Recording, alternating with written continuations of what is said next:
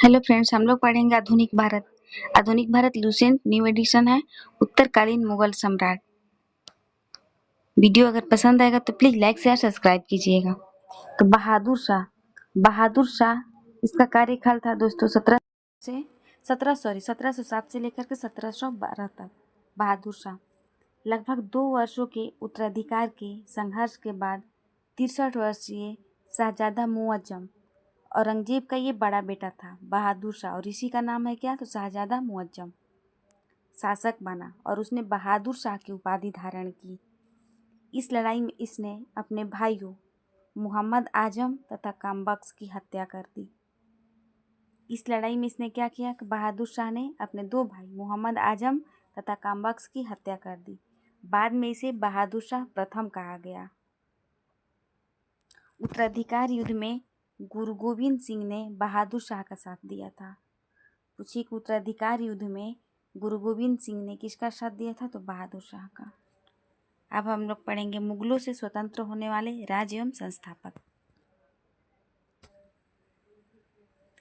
तो अवध का संस्थापक कौन था, तो शहादत खान। अवध का संस्थापक शहादत खान था। हैदराबाद का कौन था, तो हैदराबाद का चिनक्लीज खान या निजामुल मुल्क आसफ जहां। चिनक्लीज खान जो था दोस्तों, ये 1725 में निजामुल मुल्क की उपाधि धारण किया था। रुहेलखंड के थे बीर दाऊद एवं अली मोहम्मद खान।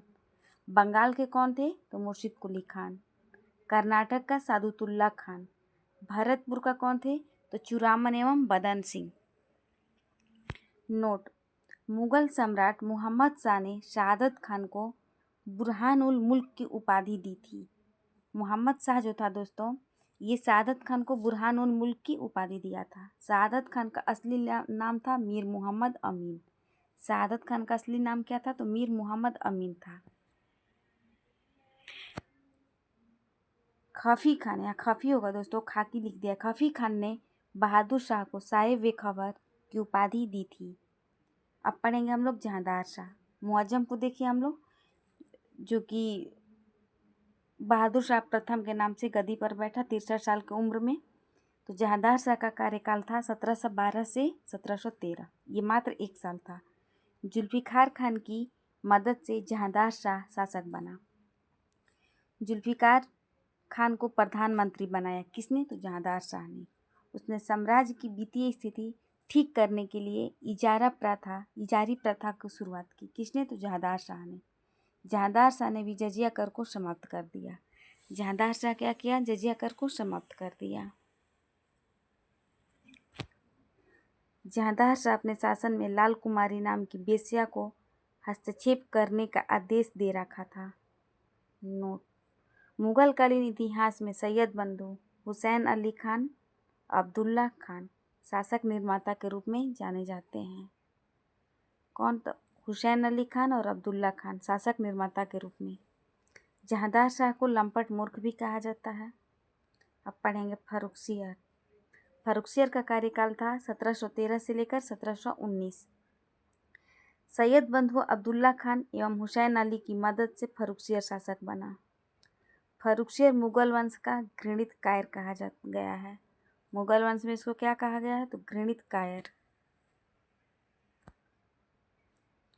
1715 में एक शिष्टमंडल जॉन सुरमन के नेतृत्व में भारत आया।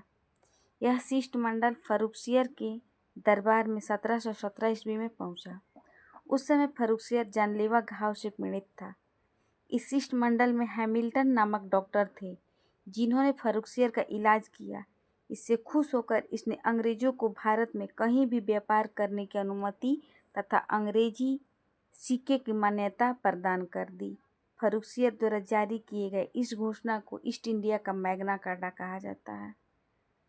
ईस्ट इंडिया का मैग्ना कार्टा कहा जाता है।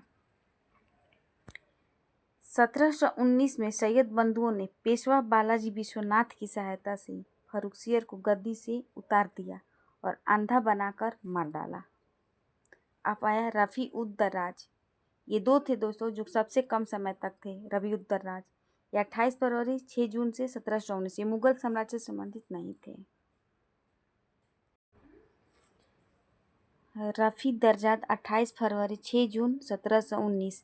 इसने मुग़ल शासकों में सबसे कम दिन शासन किया। रफ़ी उद्दौला 6 जून 17 सितंबर 1719। सैयद बंधुओं ने रफ़ी उद्दौला को शाहजहाँ द्वितीय के नाम से राजगद्दी पर बैठाया और यह अफ़ीम का आदी था। अब हम लोग पढ़ेंगे मुहम्मद शाह, जो कि 1719 से लेकर 1748 तक था।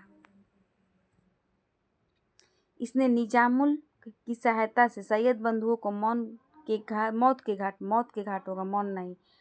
घाट उतार दिया। तुरानी सैनिक हैदर बेग ने 9 अक्टूबर 1720 को सैयद बंधु हुसैन अली खान की हत्या कर दी। कब? तो 9 अक्टूबर 1720। 1724 में निजामुल वजीर बना। मुहम्मद शाह का वजीर कौन बना? निजामुल।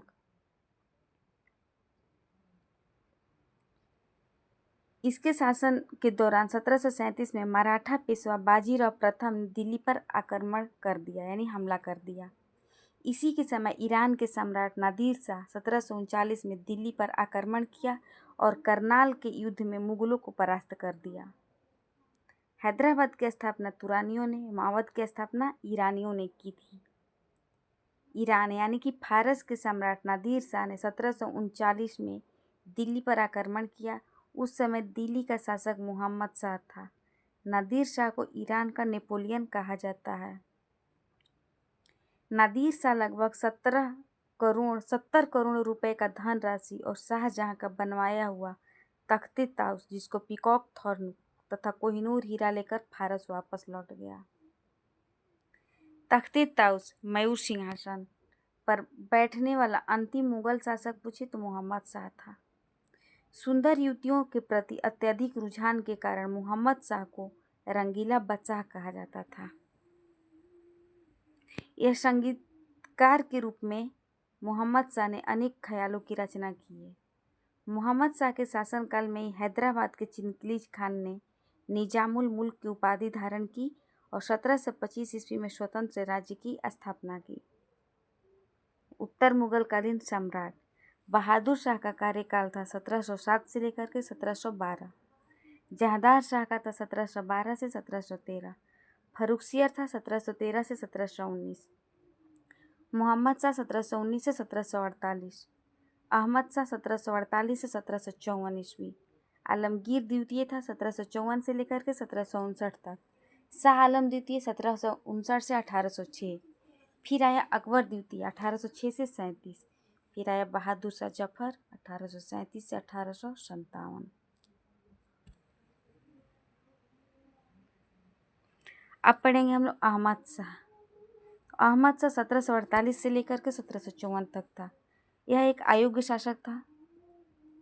इसके राज्यकाल में के सभी काम उद्धम बाई की सौंप दिए थे। इसने अपना राज्य का जितना भी काम था उद्धम बाई को सौंप दिया था, जिसे किबला-ए आलम की उपाधि दी गई थी। किसका? तो किबला-ए आलम की। अब आया आलमगीर द्वितीय 1754 से लेकर 59 तक। यह जहांदार शाह का पुत्र था। इसी के समय 1757 में पलासी का युद्ध हुआ था। पलासी का युद्ध 22 जून 1757। अब आया शाहजहां तृतीय 1759 से 60। इसे मुही उल मिलत के नाम से भी जाना जाता है। मराठों का हस्तक्षेप से गद्दी से उतार फेंका गया। अब आया शाह आलम द्वितीय 1759 से लेकर 1806 तक। इसके शासनकाल में 2 निर्णायक युद्ध, पानीपत का तीसरा युद्ध 1761 एवं बक्सर का युद्ध 1764 में 22 अक्टूबर 1764 बक्सर का युद्ध हुआ था। पानीपत के तीसरे युद्ध में अहमद शाह अब्दाली ने मराठों को परास्त किया।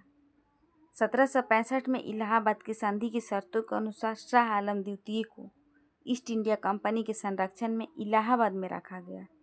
इसने कंपनी को बंगाल, बिहार एवं उड़ीसा के दीवानी सौंपने के लिए फरमान भी जारी कर दिया। कौन? तो शाह आलम द्वितीय। 12 अगस्त 1765 को पहला इलाहाबाद की संधि हुआ था और दूसरा 16 अगस्त 1765 को। 1772 में शाह आलम द्वितीय को मराठा दिल्ली ले आए, जहां वो 1803 तक रहा। 1803 में अंग्रेजों ने दिल्ली पर कब्जा कर लिया। अब नोट, अहमद शाह अब्दाली का वास्तविक नाम अहमद खान था। इसने 8 बार भारत पर आक्रमण किया था। गुलाम कादिर खान ने 1806 में शाह आलम द्वितीय की हत्या कर दी। शाह आलम द्वितीय की हत्या किसने की? तो गुलाम कादिर खान ने। कब? तो 1806 में। अब आया अकबर द्वितीय 1806 से 1837। इसने राम मोहन राय को राजा की उपाधि से नवाजा। इसके शासनकाल के दौरान 1835 में ईस्ट इंडिया कंपनी ने स्वयं को मुगल शासक के अधीन कहलाना समाप्त कर दिया और मुगल शासक के नाम पर सिक्के जारी करना बंद कर दिया। कौन? तो अकबर द्वितीय। अब आया बहादुर शाह द्वितीय 1837 से लेकर 1857 तक। बहादुर शाह द्वितीय जफर अंतिम मुगल सम्राट था। 1857 ईस्वी की क्रांति में भाग लेने के कारण अंग्रेजों द्वारा बहादुर शाह जफर को बंदी बना लिया गया एवं रंगून भेज दिया गया और यहीं पर 1882 में इसकी मृत्यु हो जाती है। रंगून। लाल किला स्थित हीरा महल बहादुर शाह जफर ने बनवाया था। लाल किला स्थित हीरा महल कौन बनवाया? बहादुर शाह जफर। मशहूर शायर मिर्जा गालिब बहादुर शाह जफर के ही समय दिल्ली में रहते थे। मशहूर शायर मिर्जा गालिब बहादुर शाह जफर के समय दिल्ली में रहते थे। हयात बख्श बाग लाल किले में स्थित है। हयात बख्श बाग लाल किला दिल्ली में स्थित है। इस तरह आज हम लोग उत्तर मुगल कालीन पढ़ें। वीडियो पसंद है तो please like share subscribe. Thank you.